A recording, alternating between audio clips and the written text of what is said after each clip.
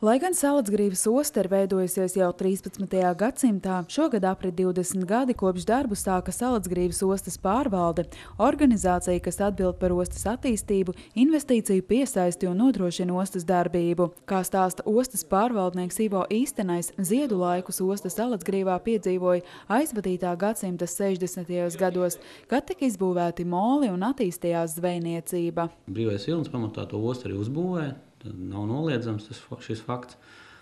Pēc neatkarības atgūšanas 90. gados sākumā vēl viss bija tā kā pa vecam, bet 94. gadā, kad pieņēma likumu par ostām, tad tika izveidota ostas pārvalde. Tad 20 gadus atpakaļ, oktobris, tas ir, kad tika izveidota pārvalde. Sākuma gados Salacgrīvas ostas pārvaldē neklājās viegli, pamazām nācās pārorientēties no zvejniecības uz tirdzniecību, un tieši šī nozare mūsdienās ir kļuvusi par ostas galveno balstu.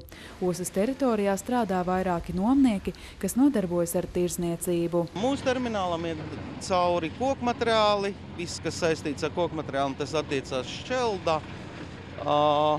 Tālāk iet, kā redzēt, aizmugurē ir kūdra un keramzīts, kas iet tiešās piegādes uz Igauniju.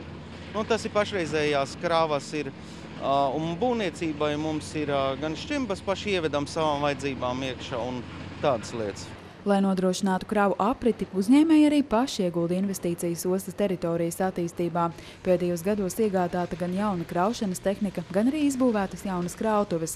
Taču, lai pienesums būtu vēl lielāks, nepieciešams attīstīt arī kopējo ostas infrastruktūru. Vēlams būtu nedaudz attīstīties vairāk tā kā uz jūras pusi un attīstīt vairāk teritorijas, lai varētu piesaistīt pēc iespējas vairāk klients un līdz ar to veidotos tas ostas apgrozījums lielāks. Salacgrīvas ostas kapteinis stāsta, šobrīd sāpīgākais jautājums ir ostas dziļums, jo teju visus nopelnītos līdzekļus nākas atvēlēt, lai reizi 3 gados ostu padziļinātu. Tas kavē arī ostas kopējo attīstību. Vēl laukumi būtu klāt, būtu moli, būtu padziļināšana, varētu uztaisīt vēl varbūt kādu piestātni, ja būtu kādam interesi šeit būvēt kādu ražotni vai ko.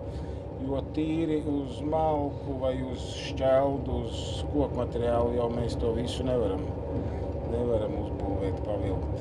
Lai nākotnē osta attīstītos, svarīgākais ir sakārtot ziemeļu un dienvidu molus, jo tie nav rekonstruēti kopš to uzcelšanas 60. gados. Ostas pārvalde šim mērķim cer piesaistīt līdzekļus no Eiropas fondiem. Tie mums rada tos tekošos, palielina tekošās izmaksas, respektīvi viņi ir jau savu laiku nokalpojuši un netur sanešu plūsmu, tas vienkārši aizsērē kanāls biežāk nekā varētu mēs 5 reizes 5 gados tīrīt, tagad mums reizes 3 jātīra. Šobrīd Salacgrīvas osta gadā apkalpo aptuveni 110 lielizmēra kravas kuģus. Salacgrīvas ostas pārvaldes pāraudzībā ir arī Kuivižu jahtu osta, kuras attīstībai veiksmīgi izdevies piesaistīt gan valsts, gan arī privātos līdzekļus.